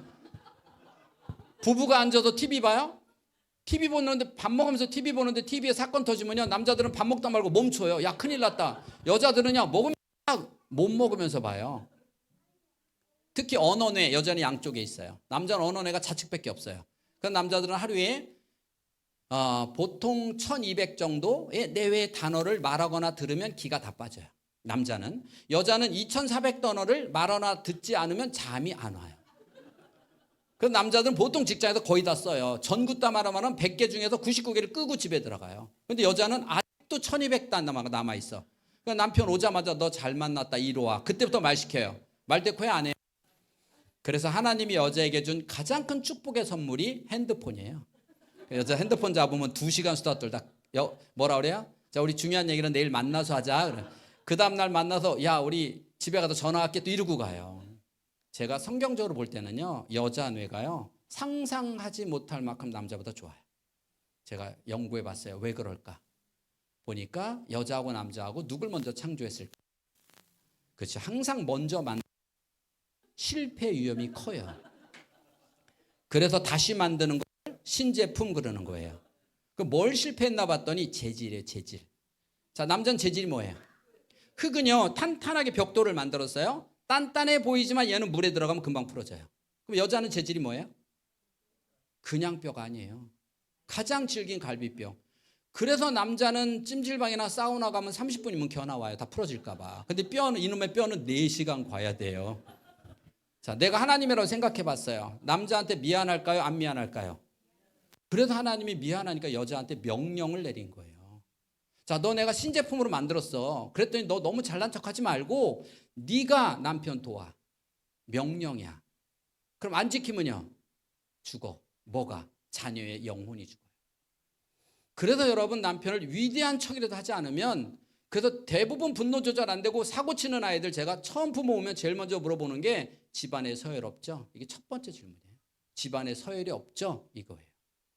그래서 아이가 볼 때는 반드시 서열을 정해야 되고, 엄마 아빠는 반드시 하나라 한 몸이라는 걸 보이지 않으면 아이가 커서 엄마 아빠 사이로 껴들어서 얘가 양쪽을 어느 한쪽 약자를 공략해요. 이게 하나님의 명령이에요. 자, 그러면 우리는 하나도 그래서 거저된 게 없이 다 이렇게 돼 있어요. 보통 우리가 사람이 개하고 인간하고 다른 건 뭐냐면요, 사람이 태어나서 사람은요, 만약에 잃어버렸는데 얘가 들깨들하고 살았어요. 나중에 구조됐어요. 그럼 얘는 뭐처럼 먹을까요? 개처럼. 뭐처럼 말할까요? 개처럼 먹고 개처럼 말하고 개처럼 행동해요. 인도에서 구조된 두 여자아이는요, 으르렁거리는 근육밖에 없잖아요. 먹는 근육하고. 사람인데 뇌가 늑대잖아요. 결국 적응 못하고 죽었잖아요. 유일하게 사람은 개하고 살면 개가 되고 늑대가 살면 늑대가 돼요. 근데 내가 개 한 마리를 데려다가 10년을 길렀어요. 나처럼 말하는 강아지 있을까요? 그럼 고릴라, 인간하고 99.8%가 비슷한 고릴라, 내가 10년을 키우면 나처럼 말할까요? 못해요. 왜 그럴까요?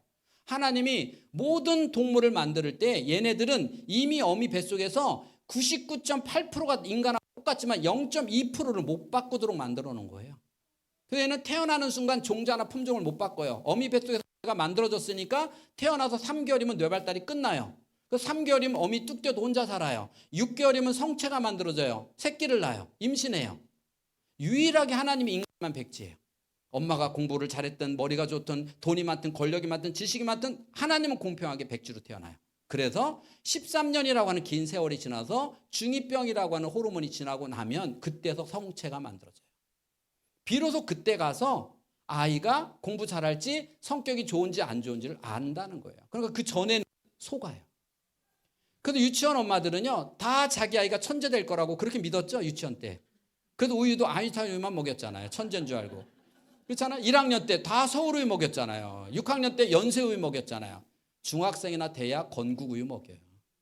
근데 고등학생 돼봐요. 저지방우유 먹어요. 대부분 엄마들. 야, 어떻게 지방대도 가야 되는데.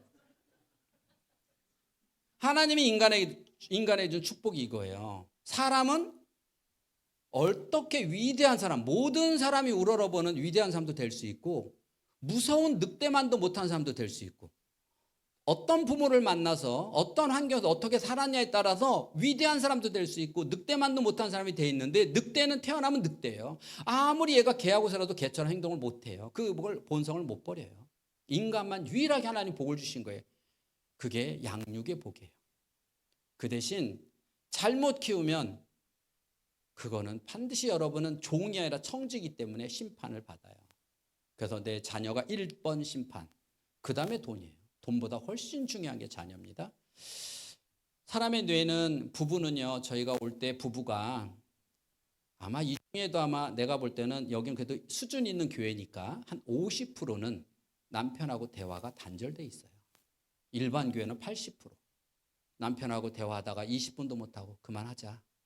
이런 부부들 되게 많아요. 부부를 왜 그러냐? 자, 남자와 여자는 안 맞아요. 남자가 우뇌적이다. 그럼 즉흥적이에요. 주말에 TV 보다가 야 멋있다 그러면 짐 싸 그냥 바로 떠나요. 그 좌뇌는 체계적, 논리적, 순서적 고지식해요. 그러니까 항상 갈 때까지 잔소리해. 이 인간아 어디 가다 잘래? 뭐 먹을래? 계획성이 있냐 없냐? 그러니까 설악산 가요? 가다가 유턴하죠. 그래서 부부관계가 해당화예요. 해가 갈수록 당신하고 대화만 하면 화가 치밀어. 이게 부부관계예요. 그러니까 대화가 안 돼요. 그래서 남편을 바꾸려고 하는 거예요. 여러분 결혼할 때 주례사가 이렇게 말해요. 결혼하면서 둘이 맞춰서 살아라. 꿈 깨세요. 사람은요. 일도 못 바꿔요. 자기가 바뀌려고 하지 다른 사람이 잔소리해서는요. 일도 못 바꾸는 거예요. 결혼 생활한 지 몇 년이나 됐어요? 몇 년 되셨어요? 15년. 자, 15년 동안 남편 바꾸려고 잔소리했더니 바뀌더라 안 바뀌더라? 안 바뀌어요. 그런데 어떤 사람 미련하게 앞으로 60년을 더 잔소리하며 살 거예요. 한 번밖에 없는 인생, 결혼 한 번밖에 살 수 없는 이 소중한 시간을 앞으로 바뀔 10%라도 바뀌면 제가 방법을 알려주죠. 근데 1도 안 바뀔 곳을 앞으로 15년 동안 해봤는데도 불구하고 안 바뀔 거를 인간은 미련하게 앞으로 60년을 더 잔소리하면서 또 살 거예요. 하는 거예요. 절대 안 바뀌어요. 그래서 부부는 바꾸는 게 아니라 성경적으로 알아가라 그랬어요. 저는요. 그렇게 20분도 대화를 못하고 저희 센터에 오면 제가 이렇게 탁상 원력 있죠? 그 원력에다가 한쪽은 파란색 붙이고 한쪽은 빨간색을 붙여요. 파란색은 1, 빨간색은 2예요. 이게 뭔지 아세요? 숙제를 내는 거예요. 상담 왔으니까 일주일에 한 번씩 숙제를 내요. 부부가 오늘이 홀수야 1번이고요. 파란색이고요. 남편만 말하는 날이에요. 아내는 뭐예요? 끄덕여만 주는 거예요. 속에서 인간아 그것도 1이라고 했는데 여기 나와도 그냥 끄덕여. 그 다음 날은 아내가 소소한 자기 얘기 다 할 때까지 앞에 앉아서 들어주는 거예요. 자, 일주일 지났어요. 저도 상담하면 둘이 똑같이 이렇게 말해요. 박사님, 좀 그것만 빼주시면 안 될까요? 뭐요? 둘이 얘기하는 거예요. 아, 속 터져 미치겠어요. 아니요, 그게 제일 중요해요. 한 달쯤 지나면요, 아내가 남편 말 듣다가 눈물 흘려요. 우리 남편이 직장에서 있는 이야기를 하나하나 들어보니까 저렇게 버는 거구나. 저렇게 돈 버는구나. 쉬운 거 아니구나. 자존심 상한 거 다 참고. 또 남편은 아내 말을 듣다가 만한 거 아니네. 차라리 돈 버는 내가 다행이지 나는 저걸 못하겠다. 그래서 안쓰러운 마음이 생기고요. 그러니까 어때요? 여보 내가 돈 여보 맛있는 거 먹어. 이게 부부예요. 부부는 이렇게 살아가는 거예요. 바꾸는 게 아니라 알아가는 거예요. 어떻게? 오늘 남편이 매일 성장하잖아요. 하루하루. 44살, 45살 한 번도 안 살아봤잖아요. 성장해 가는 것을 들으면서. 나 뇌를 한 번도 안 키워봤잖아요. 내가 애 키우고 성장해가는 모습을 서로 알아가는 거예요, 부부는. 여러분 중에서 아니요, 저는 남편만 보면 가슴 떨려요. 그것도 환자다. 알아가는 거예요. 무슨 남편이 가슴 떨리기는. 손도 아니. 알아가세요. 그래서 여러분, 만약에 우리 부부가 그런 부부다 그러면 그냥 만드세요. 돈 들이고 저한테 오지 말고 이렇게 만들어서 오늘 당신 말하는 날 내가 들어주는 날, 내일은 내가 당신 들어, 이렇게요. 사람은요, 장점과 단점이 있는데 인간은 어떻게 바꿀 수 있느냐, 본인이. 몸은 근육이 만들어져요. 뇌는 시냅스라고 하는 게 바뀌는데 과학자가 발명한 가장 위대한 게 뭐냐면 뇌 가소성의 원리예요. 이건 무슨 말이냐면 어른이나 애나 누구나 뇌가 바뀌는데 지금까지 잘못된 이론은 뭐냐면 뇌는 좋아지다가 어른이 되면 점점 나빠진다. 이거 잘못됐어요. 그거 아니에요. 실제 임상을 많이 해보면 어린아이하고 어른하고 같이 뇌 훈련을 시켰더니 애가 빨라요. 왜 빨라나 봤더니 아이들이 호기심을 가질 수 있는 과제를 주었던 거예요. 이번에는 어른이 호기심이 가질 수 있는 과제를 주었더니 오히려 어른이 뇌가 더 빨리 발달이 돼요. 이게 뇌 가소성의 원리예요. 우리는 끊임없이 발달이 되는데 그럼 어떻게 해야 뇌가 발달되냐? 우리 몸하고 똑같아요. 제가 헬스장 갔어요. 헬스장 가서 팔의 근육을 늘리려면 아령을 들어야죠. 계속. 그렇죠? 일어났다 앉았다 해갖고 팔에 근육 생기는 게 아니잖아요. 그런데 반복. 뇌도 똑같아요. 어떤 일을 계속해서 예를 들어서 얘가 상 놓는 걸 반복한다. 계속 반복하고 무엇인가를 반복해요. 근데 뇌는 반복하는 걸 제일 싫어해요. 그래서 우리가 내년엔 살 빼야지, 헬스장 가야지, 이게 반복을 못하는 거예요. 그런데 우리가 6개월만 헬스장을 가면 몸에 근육이 생겨요. 그럼 습관이 들어요. 우리 뇌 안에는 시냅스라는 근육이 만들어져요. 그것도 똑같아요. 3 내지 6개월 걸려요. 그럼 습관이 만들어져요. 아이가 공부하는 습관 다 만드는 거예요. 그러면 어떤 아이는 뇌를 검사해 보면요, 입만 살았다 이런 애가 있어요. 입만 살은 애. 생각 없이 말하고 생각 없이 문제 푸는데 검사해 봤더니 생각이 90점이에요. 90점에 있는 데가 생각이 없어요. 왜 그런 거 봤더니 말하는 뇌가 95점이야. 뇌는 개폐 형식이에요. 말하는 뇌가 열리면 생각하는 뇌가 닫혀요. 다중지능 이론은 기능이에요. 그래서 13살 이후에 기능을 검사해서 잘하는 걸 끝까지 밀어주는 거예요. 뇌는 닫혀있는 뇌를 열어주는 거예요. 그럼 얘는 생각하는 뇌가 5만큼만 열어주면 생각하고 말하고 읽고 듣고 하잖아요. 근데 생각하는 뇌가 닫혀서 입만 살았다. 그러니까 얘는 생각을 하기 싫어하니까 문제가 복잡하면 건너뛰어 버리죠.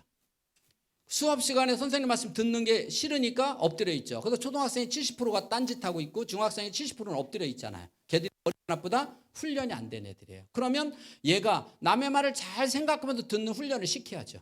근데 우리는 공식을 몰라요. 여러분 책은 언제 읽어주시나요? 책 언제 읽어줘요? 잠잘 때. 그렇게 끔찍한 습관을 길들이면 안 돼요. 그러니까 아이들이 학교 가서 선생님이 책만 읽으면 전부 자잖아요. 잠잘 때 읽어줬잖아요. 그럼 책은 어떻게 읽어줘요? 너 똑바로 앉아. 한번 해봐요. 이게 공식이에요. 이건 웃는 게 진짜예요. 3학년, 4학년, 5학년을 앉혀놓고 엄마가 재미난 동화책을 읽어주는데도 불구하고 집중해서 1시간도 못 앉아있고 20분밖에 못 앉아있고 몸을 비비 꼬는 애가 어떻게 학교 가서 재미없는 칠판 수업을 1시간을 들어요. 상상이 안 되는 일이잖아요. 그럼 먼저 아이가 1시간 들을 수 있는 뇌를 만들어서 학교를 보내야죠. 학교에서는 안 만들어져요. 왜 아이들이 그렇게 책을 열심히 읽는데 그러면 책 읽는 뇌가 근육이 만들어져야 될 거 아니에요. 근데 고등학생 애들이 중학생 애들이 손에서 책을 놓지 못하는 애들이 왜 5%밖에 안 되느냐고요. 딱 하나요. 책을 빨리 읽으세요. 책을 빨리 읽으니까 물어보면 스토리를 다 알아요. 근데 교과서는요, 분석을 해야 되지 빨리 읽으면 안 돼요. 그럼 얘는 분석하는 뇌가 없어요. 빨리 읽는 뇌만 있어요. 그래서 5학년, 6학년쯤 되면 칼로 못 자르듯이 전부 다 책을 안 읽고 그중에 5% 아이들은 책 읽는 뇌가 만들어지는 거예요. 그럼 책 읽는 뇌를 만들려면 책 안 읽는 애가 공부 잘할 수 있어요? 그래서 책 읽는 뇌를 만드는 아이들은 철저하게 낭독이에요. 낭독은 글자를 눈으로 보고 뜻을 머리로 생각해서 말하듯이 읽는다. 그러니까 뭐예요? 뜻을 머리로 생각하는 훈련을 해야죠. 분석하는 훈련을 시켜야죠. 근데 그 훈련 안 하고 스토리만 알았으니까 교과서는 스토리가 아니잖아요. 분석이잖아요. 수학도 분석이잖아요. 그래서 아이들이 90% 아이들은 책 읽는 습관이 잘못됐다. 왜? 방법이 틀리거든요. 철저한 공식이에요. 어떤 애가 공부를 제일 안 하냐? 공부하고 안 친하네. 걔가 공부 못하네. 머리 나쁜 애가 아니라 공부하고 안 친하네. 그러면 공부하고 안 친한 누가 그렇게 만들었냐? 엄마가. 그렇게 만든 거예요. 다 엄마의 주범이에요. 여러분, 애하고 공부하면 엄마가 먼저 열받아요? 애가 먼저 열받아요? 그 용량 딸리는 컴퓨터가 열받아요.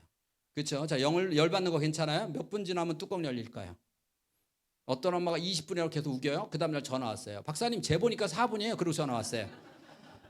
그런데 4분만 지나면 뚜껑 열린다는 엄마들에게 설문조사 해봤어요. 1학년 엄마, 아이가 학교 끝나고 하루에 집에서 몇 분이나 공부를 봐주시나요? 그랬더니 30분에서 1시간 봐준다가 84%예요. 대단하지 않아요?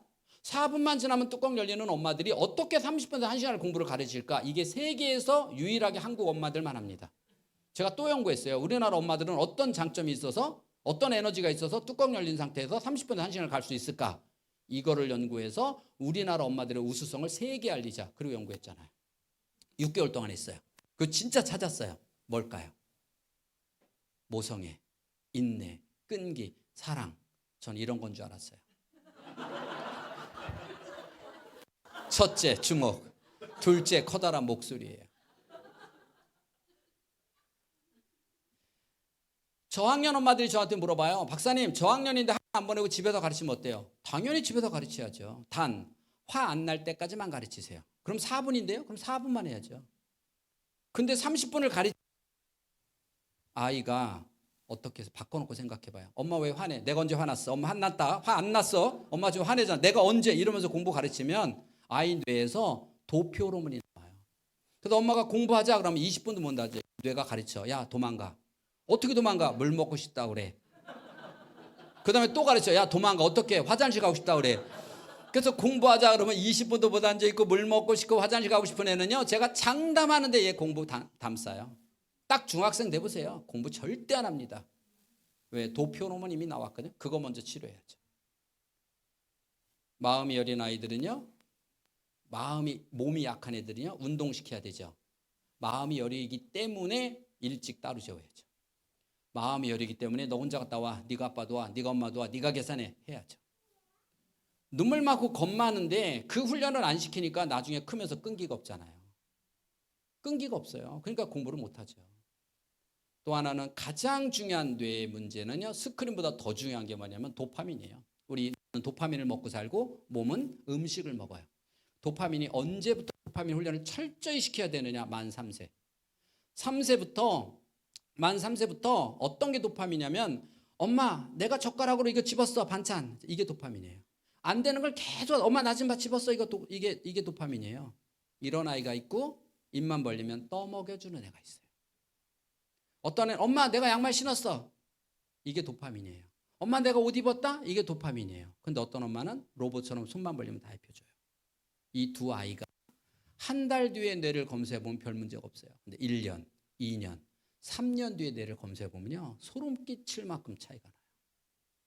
도파민은요, 산에 여러 번 올라가는데 모처럼 산에 가다 보니까 너무 높은 데라서 다리가 풀려서 못 가. 나 못 가. 너네들끼리 갔다 와. 친구들한테 그랬더니 친구가 무슨 소리 하는데 여기까지 왔는데 같이 가자. 막 어거지로 어깨동무하고 갔어요. 정상에 올라가니까 너무 행복해. 그러면요, 힘들었던 거를 다 잊어버리는 게 도파민이에요. 내가 공부하는 거 쉬운 거 아니에요? 정말 엉덩이에 땀띠가 나서 공부했어요. 근데 결과가 잘 나왔어요? 도파민이에요. 그러니까 이 힘든 걸 잊어버리고 그 다음 또 공부 시작하는 거예요. 이렇게 도파민을 얻어야 돼요. 그런데 이렇게 도파민을 못 얻은 애들은 어느 날 핸드폰을 탁 켰더니 거기서 도파민이 나와요. 어느 날 TV를 딱 뜨면 도파민이 나와요. 머리가 좋은 애일수록 많이 먹어야 되잖아요. 푹 빠지는 거예요.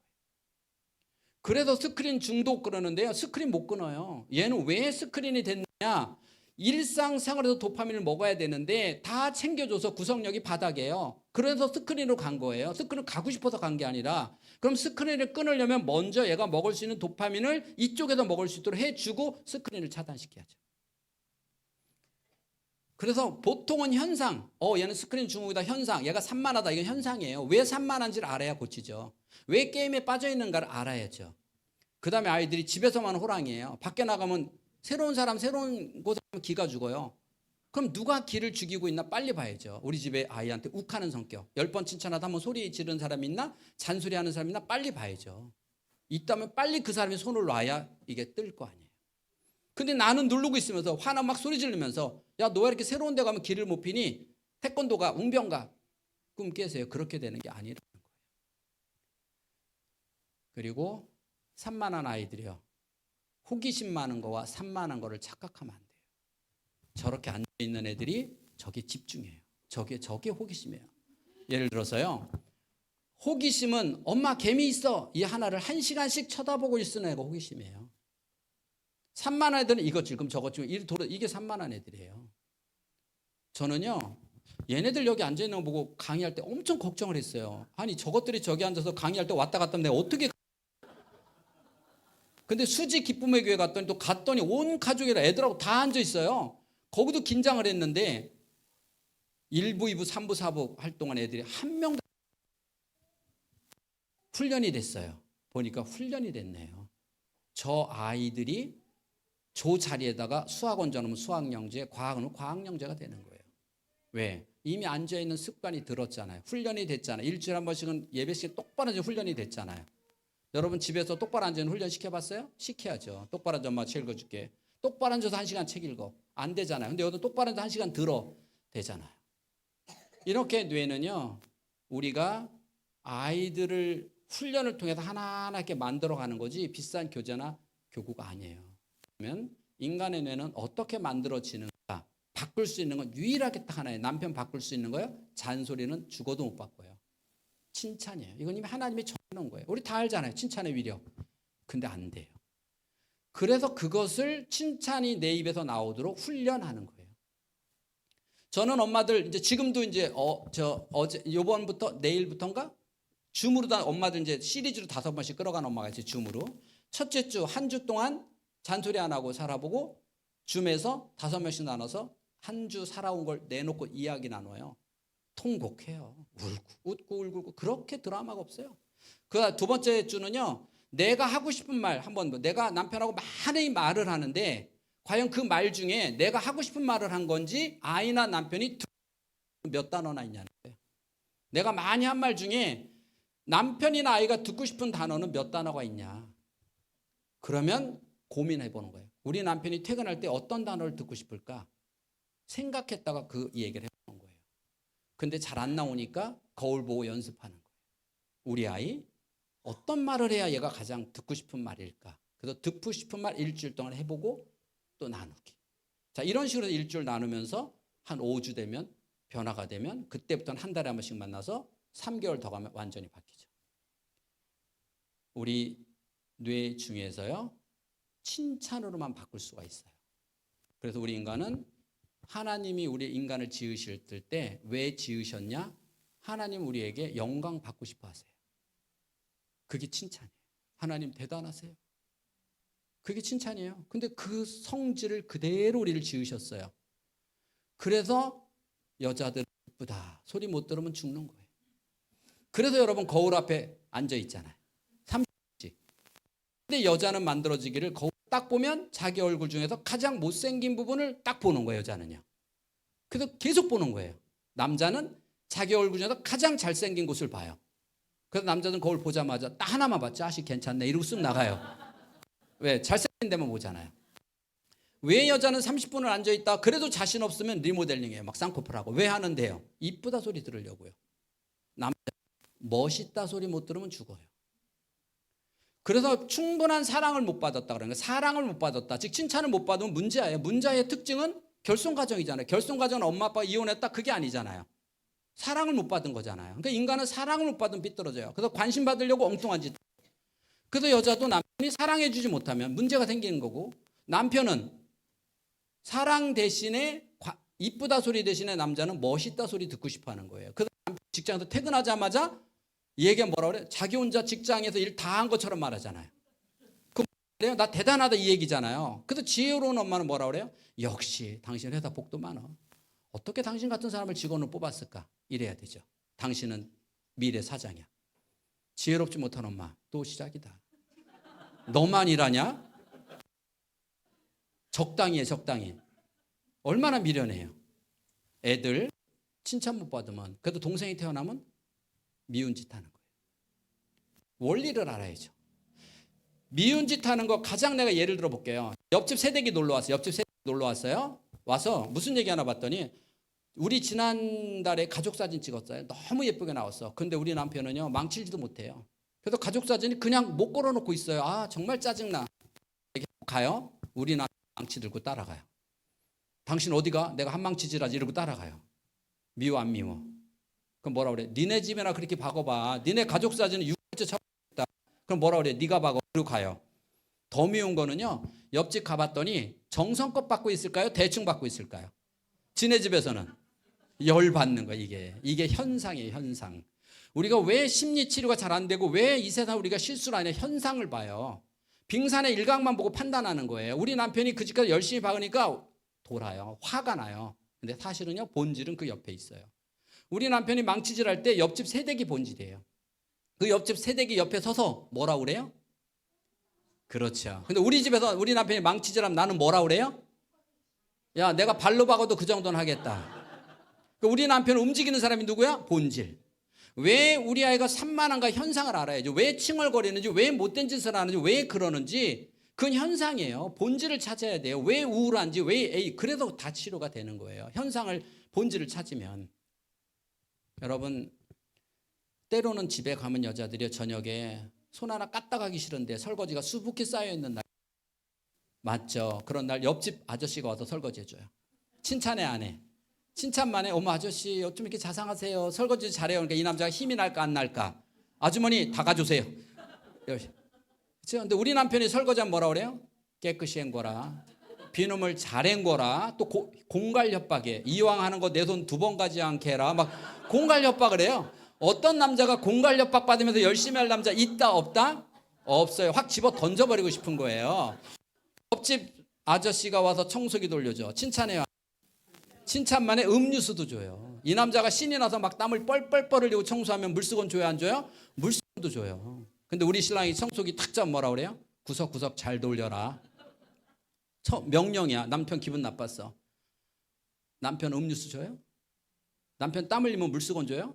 땀만 흘려봐. 거봐 힘들지. 나 그 짓 매일 한다 너. 그러면서 남편이 바뀌길 바래요. 공식이 안 맞아요. 최소한 옆집 세댁처럼이라도 돼야죠. 내가 당신이니까 내가 잔소리하는 거야. 아니요. 너니까 안 해야죠. 아내니까 모든 사람은 나를 비판해도 아내는 칭찬해야죠. 근데 우리는 잘못 생각했어요. 나니까 말해주는 거야. 아니요. 너니까 말 안 해야죠. 잘 생각해 보라는 거예요. 여러분 제가요. 여러분에게 숙제를 하나 내고 갈 거예요. 여러분 다 거의 하실 것 같아 딱 보니까. 여러분은 남편이 퇴근하면 가장 먼저 뛰어나가서 남편의 목을 끌어안아 주시죠? 하고 계시죠? 안 하세요? 왜 안 할까요? 어색해서. 그러니까 설거지 하다가 남편이 퇴근하는 게 들리는데 어색해. 그러니까 얘들아 아빠 오시다 나가봐. 그러니까 큰애가 보니까 엄마 안 나가 저도 안 나가. 둘째 보고 네가 나가. 그래. 뇌는요. 껄끄럽고 어색한 걸 건너뛰지 못하면 절대로 바꿀 수가 없어요. 한번 해보세요. 내일은요. 까짓거 설거지하다 손에 물 묻었으면 어때요? 남편이 퇴근하면 그냥 눈 감고 뛰어나가 보세요. 그리고 남편 꽉 끌어안아 보세요. 물론 남편이 깜짝 놀라겠죠. 내가 뭐 걸렸지 엄청 고민하겠지만 한번 해봐요. 그 뭘 느끼나. 자 이렇게 눈 감고 뛰어서 남편 와서 어색하다 껄끄럽다. 어떤 걸까요? 행복하다 어색하다. 남편을 끌어안을 때 행복하다 어색하다. 어떤 걸 같아요? 어색하다? 이미 뇌는요 부부가 아닌 거 알아요. 그래서 내가요, 야, 니네 부부처럼 갑자기 왜 그래? 떨어져. 그래서 보내는 호르몬이 어색함이에요. 왜? 뇌는 생각하고는 전혀 상관이 없어요. 행동만 봐요. 생각은 남편이고, 생각은 우리 사진도 다 있잖아요. 뇌는요, 그게 아니라 행동. 야, 부부가 30분도 대화도 못하고, 꾹 하면 싸우고, 무슨 부부야? 떨어져. 그래서 보내는 호르몬이 어색함이에요. 그럼 반대로, 옆집 아저씨가 퇴근하는데 막 가서 목을 끌어안아 보세요. 행복한지 어색한지. 이거 행복하다 문제 심각한 여자 아니에요? 남의 아저씨 끌어안는 행복해? 근데 내 편 왔는데 어색하다? 이것도 똑같아요. 그래서 숙제를 내는 거예요. 제가 시리즈로 갈 때 한 분이 남편이 한의사인데 들어오면 딱 들어오자마자 밥 먹었어. 그리고 자기 방에 들어가서 안 나와요. 왜? 그 다음 한약 주문이에요. 이런 부부예요. 근데 여자가 아내가 남편 안아줄 때 저 못해요. 애는 안아도 남편 못 안아요. 그래서 숙제예요. 그랬더니 남편한테 여보 박사님이 숙제를 냈는데 당신 안아주래. 나 좀 도와줘봐. 그러니까 남편이 아주 퉁명스럽게 숙제는 네가 해야지. 그래서 거기나 이 부인이 그럴 줄 알았다 이 인간 하고 대판 싸운 거예요. 대판 싸우고 다음 주부터 이제 교육받으러 안 가. 그랬는데 그 다음날 남편이 퇴근하더니 여보 왜 숙제하자 그러고 와서 숙제를 이렇게 해주더래. 그렇게 시작이 됐는데 마지막 날 한의사가 왔어요. 그분이 오셨어. 왜요? 저는 저희 아내하고요. 정말 다시는 이런 감정 못 느낄 줄 알았어요. 바뀌는 거예요. 이게 인간이에요.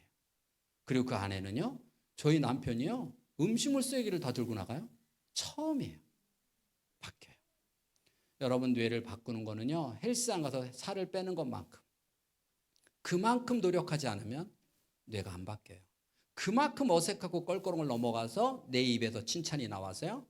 나는 하루를 일기를 써봤더니 오늘 일기 써봤더니 반성문이야. 어제 일기 써봤더니 반성문이야. 그럼 이 집에서 어떻게 위대한 아이가 나오겠어요? 부모 교육 끝났는데 목동에 사는 한 어머니가요. 자기 남편 딱 문제가 하나. 다 문제가 없는데 TV에 빠져요. 새벽에 일어나 보면요. 혼자 무슨 스포츠 보고 있대. 새벽 4시에 막. 이게 이제 안 좋은데 아침에도 일어나면 TV 켜놓고 출근 준비하고 저녁에 오자마자 TV 틀어놓고 그러면 2학년짜리인가 1학년짜리 큰아들이 너무 착하대요. 아빠가 딱 출근하잖아요. 그럼 얘는 딱 TV 끄고 책 갖고 들어와서 책 읽는데요. 그 엄마는 몸이 좀 약해서 남편 출근 시간으로 또 잠을 잔대요. 내가 볼 땐 건강해 생겼는데 좀 약하대요, 자기가. 그래서 좀 잠을 잔대요. 그럼 얘가 책 읽다가 학교 갈 시간 30분 되면 바로 학교가 집 앞이래요. 엄마 깨우면 엄마가 일어나서 얘 학교 보내고 그때 둘째 깨워서 유치원 보내요. 한 번은 이 엄마가 자다 말고 뻘떡 일어나서 가보니까 시간이 학교 갈 시간 15분 남은 거예요. 보니까 얘가요. 책은 옆구리에 끼고 넉넉히 앉아서 TV 보고 앉아있는데 그 폼이 누구하고 똑같아. 그게 이성을 잃은 거예요. 그 책을 소리를 지니까 얘가 방으로 가는 거를 책을 뺏어가지고 막 사정없이 두드려 패고요. 너 지금 시간이 몇 시인데 이러고 앉아있냐고 우유 한 잔 먹여서 내쫓다시피 학교를 보냈어요. 그리고 일기를 쓰려고 보니까 두드려 패지 않아도 그 시간에 학교 보낼 수 있었는데 왜 난 화만 나면 통제를 못할까? 그래서 어디다 뭐라고 썼는 줄 아세요? 박사님 엄마 되는 게 너무 힘들어요. 이 엄마가 그거 써가지고요. 그날 그 주 발표가 그거 하면서 눈물 흘리고 이 엄마가 엄마 되는 게 힘들다. 나 같은 엄마 만나 우리 애들 냉정히 따져보면 별로 애들은 옆집 아줌마 볼 때 우리 애들처럼 부럽다고 잘 키웠다고 하는데 왜 내 눈에만 부족해 보이는지. 특히 큰애. 왜 나 이렇게 큰애한테만 매정한지. 그런데 그날 이 엄마가 하루 종일 마음이 안 좋아요. 근데 그 다음 날이 현충일이에요. 쉬는 날. 학교가 바로 앞이에요. 딴 애들은 올 때 쉬는 날이니까 너무 신나서 오잖아요. 우리 애만 어깨가 축 늘어져서 오더래요. 미안해서 엘리베이터 앞에 나가서 기다렸어요. 문이 열리고 얘가 들어오다가 엄마가 서 있는 거 보니까 깜짝 놀라서 엄마 죄송해요. 그러고 도로 들어가대 엘리베이터로. 엄마가 손잡고 들어와서 한 번 안고 와서 엄마가 아침에 미안해서 그랬더니 눈물을 뚝뚝뚝 흘리면서 엄마 나 여기도 아프고 그래도 봤더니 여기가 아직까지 등도 아직까지 시퍼러들어요. 이걸 어디가 때릴 때가 있다고. 그래서 아이한테 엄마 약속 다시는 안 때릴게. 그리고 일주일 만에 또 두드려 팼다는 거 아니에요. 그래갖고 이 엄마가 그걸 써갖고 와서 나 같은 엄마 만난 애들이 불쌍하다고. 근데 이 엄마가요. 그렇게 3개월이 지났어요. 박사님 저는 별로 바뀐 게 없는데 우리 애들이 너무 많이 바뀌었어요. 저희 남편이 너무 많이 바뀌었어요. 서울시에서 예산 받아서 99명의 엄마들 끌어간 거예요.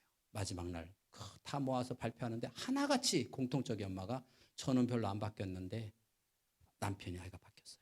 그때 제가 책 제목을 고민하고 있을 때 그래서 엄마가 1% 바뀌면 아이가 100% 바뀐다의 제목이 그 엄마들의 말을 들으면서 탄생한 거예요. 이렇게 저는 30년 넘도록 사람을 바꿔간 거예요. 그러니까 지식, 얼마나 많이 아느냐가 중요한 것이 아니라 어떻게 우리는 행동하느냐, 얼마나 성경을 아느냐가 아니라 어떻게 성경대로 살아가고 있느냐. 내가 자녀 교육 몰라요? 다 알잖아요. 잔소리 안 해야 되는 거 다 알잖아요. 남편 존경해야 되는 거 다 알잖아요. 과연 하고 있냐는 거예요. 그게 힘들어. 인간으로는 안 돼요. 그래서 예수님, 저 도저히 못하겠으니까 예수님 도와주세요. 그 힘을 빌리라는 거예요. 왜 여러분은 위대한 힘을 받냐고요. 그 힘을 빌려서 여러분의 아이들을 크리스찬 리더. 그리고 아이들이요. 이 아이들 지금부터 교회에서 모든 어른들 만나면 배꼽손하고 인사하는 것만 가르쳐도 얘들 성공합니다. 반드시 이 중에 보세요. 20년, 30년 뒤에 우리나라 아니라 세계적인 리더가 나와요. 어떻게 하면요? 배꼽손하고 인사하는 것만 약속하는 거. 얘네들은 집에서 여기 교회 오면 어른을 10번 만나면 10번 다 배꼽손하고 인사하게 하세요. 그것만 해도 성공합니다. 약속하실 수 있죠? 여러분이 오늘 제 강의를 들었는데요. 한 번만 오늘 집에 와서 일기를 써보세요. 일기는 뭐예요? 내가 어떤 사람인가, 어떻게 오늘 하루 살았는지 그대로 쓰는 거예요. 비디오처럼. 그리고 나서 무엇을 나는 바꿔야 될까? 그동안 나는 어떤 업무였으며 무엇을 바꿔야 될까? 그리고 하나를 성공하면 다 성공합니다. 제가 다음에 기회가 되면 좀 더 세부적인 이야기를 가지고 와서 여러분과 함께 할 수 있는 시간을 가져보도록 하겠습니다. 오늘 여기까지 강의 마치겠습니다. 수고하셨습니다.